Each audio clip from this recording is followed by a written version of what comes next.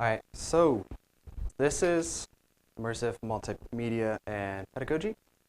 So today I'll be talking as well as Tommy over there and Dr. John Frey, who is in the back. I'm a sophomore here with the innovation team, and here's a bit of what we have been doing. So what is immersive multimedia? Immersive multimedia is a form of content that is beneficiary to a person's experience in a way where it's immersive and as well as interactive. Immersive multimedia can change the way you teach by providing a new way to present content to an audience while also captivating and offering them a new experience. While also the viewer in an environment is in an environment with much greater immersion and hence immersive multimedia.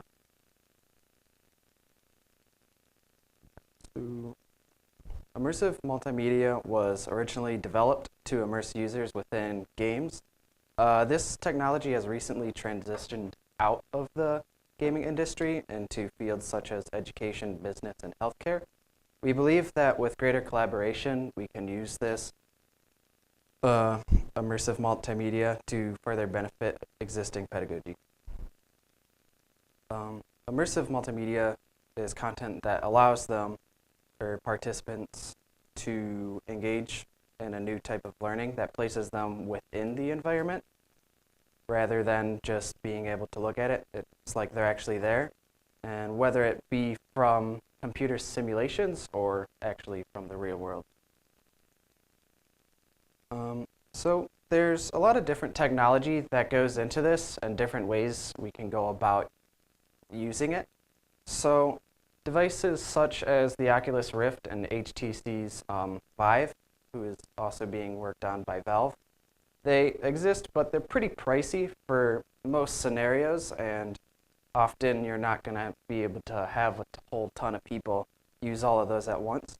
So where we see this being readily accessible is through projects with Google Cardboard, where we can view stuff such as Google's and YouTube's 360 video. And so through that, you'll be able to be placed into the environment of any location or different places and be able to feel like you're there and ultimately have a better experience. So what's the point of this? Why should you use this? Or like, what does immersion have? Or like, what's the effect of immersion on a person? We want to see educators use this, and it'll give them the new way to experience it and learn subjects. And when people are immersed in some form of content, say a movie, they generally tend to pay more attention to it, and ultimately giving them like more remembrance of the situation. So we hope that the quality of immersion this new technology provides is great enough to make teaching much easier while also being far more effective. So hello everybody, my name is Tommy, and at the innovations team at College Arts and Letters, we love to play with cool toys to make cool projects. One of those projects is the unofficial name SketchUp Simulator.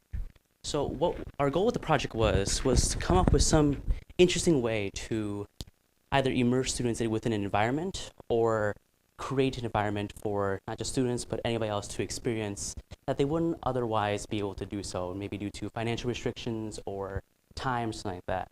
So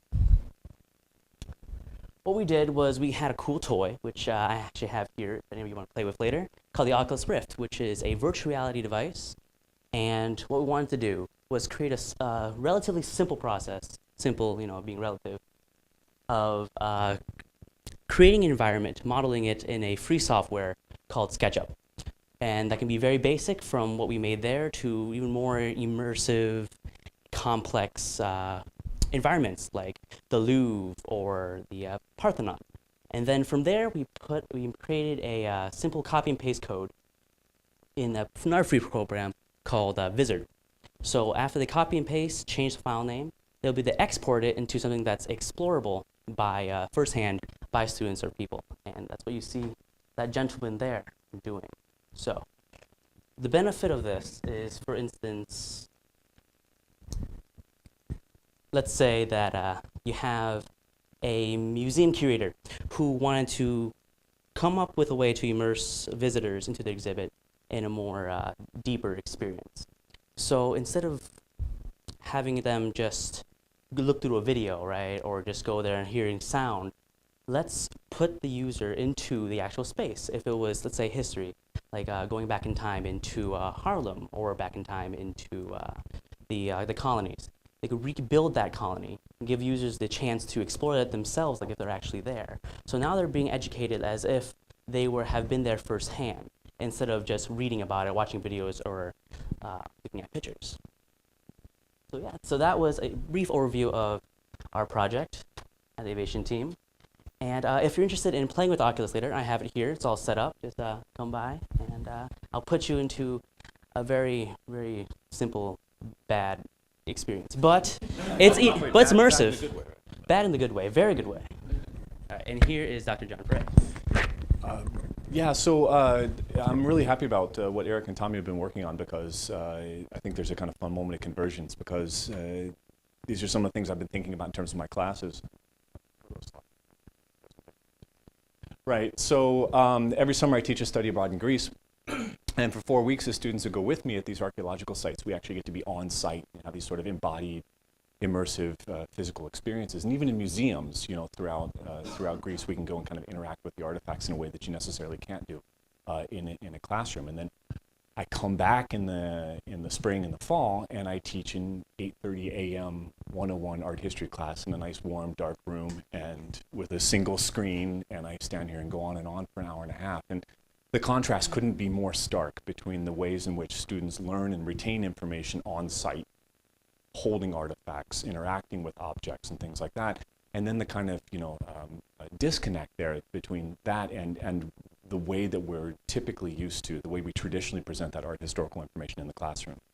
And so Tommy and Eric have been working on these kind of interesting VR things and interesting immersive things, and so these things are kind of coming together. So two things we're working on in particular, and we're sort of trying to play with them and figure out the pedagogical angles on them. Does it really, once you get past the ooh and ah factor of strapping on a VR headset or being in an immersive room, what pedagogically is actually happening that's better than the way we're currently delivering content in terms of art history and material culture?